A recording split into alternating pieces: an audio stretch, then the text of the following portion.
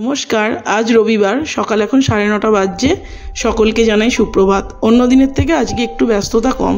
তো বানাচ্ছি টিফিনে আজকে করব পেঁয়াজি মুড়ি, আর এদিকে বসিয়েছি একটু চা। তো প্রথমেই এই যে পেঁয়াজ, কাঁচা লঙ্কা, নুন, লঙ্কার গুঁড়ো দিয়ে বেসনটা মেখে ভাজতে দিয়ে দিলাম। একটু ভেজে তুলে নিয়ে বাকিটাও দিয়ে দিয়েছি ভাজতে। আর এদিকে বেড়ে নিয়েছি মুড়ি, চানাচুর, পেঁয়াজ কুচোনো, আর নিয়েছি পেঁয়াজি, আর চা তো রইলই। তো বসে পড়েছি সবাই মিলে একসঙ্গে খেতে। এই যে খেয়ে দিয়ে উঠে একটা বড় কাজ ছিল। তার আগে একবার বাজারে গেছিলাম, তো একটা মাসি একটা জোর করে তাল দিল। তো সেই তালটারই এবার হবে ব্যবস্থা। এই যে তালটা নিয়ে বসেছি জলখাবার খেয়ে।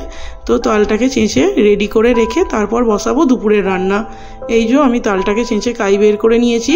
এবার বসাবো দুপুরের রান্না। আজকে রান্না বিশেষ কিছু করব না, বিকেলের একটা বেরোনোর আছে। তো আগের দিনের একটা তরকারি ছিল, আর বানাচ্ছি দুপুরে একটু সোয়াবিন বাটা। এই যে পেঁয়াজ, কাঁচা লঙ্কা, রসুন, মিক্সির বাটিতে একটু সর্ষে, আর এবার এই সোয়াবিন দিয়ে ভালো করে বেটে নিয়েছি। প্যানে তেল গরম করে দিয়ে দিলাম কিছুটা কালো জিরে ফোড়ন, আর বেটে রাখা সোয়াবিনটা। এটা ভালো করে নেড়েচেড়ে নামিয়ে নিয়েছি। দুপুরের খাওয়া দাওয়া কমপ্লিট। আমি রাত্রের বসাচ্ছি রান্নাটা বিকেলবেলা, কারণ রাত্রিবেলা একটু বেরোনোর আছে সন্ধ্যের দিকে। বসাচ্ছি সাদা আলুর বাটি বসানো, আর করব মেয়ের আবদারে তালের পরোটা।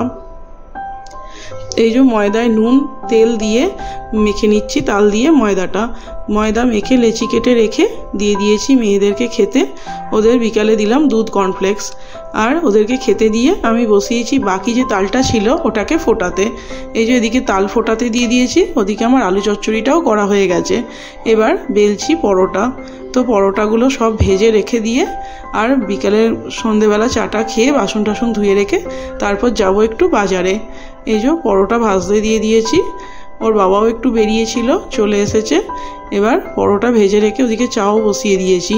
ভেজে রেখে চাটা খেয়ে আমরা বেরিয়ে পড়েছি বাজারে। এই যে পরোটা ভাজা কমপ্লিট, চা খাওয়াও হয়ে গেছে, চলে এসেছি আমরা বাজারে। তো এখানে দু একটা জিনিসের দরকার ছিল, কিনে নিয়ে গেলাম ব্যাগের দোকানে ব্যাগ সারাতে দিতে। ব্যাগের হাতলটা কেটে গেছিলো, তো ব্যাগ সারাতে দিয়ে আবার গেলাম একটা অন্য দোকানে মেয়ের প্রজেক্টের জিনিস কিনতে। তো ওখানে ওর জিনিসপত্র কিনে নিয়ে এবার বাড়ি ফেরার পালা। এই যে মেয়ে চলে এসছে এখানে জিনিসপত্র কিনতে। তো আজকের মতো ভিডিওটা এই পর্যন্তই। কেমন লাগলো অবশ্যই কমেন্টসে জানাবেন। ভালো লাগলে একটা লাইক করবেন। নমস্কার।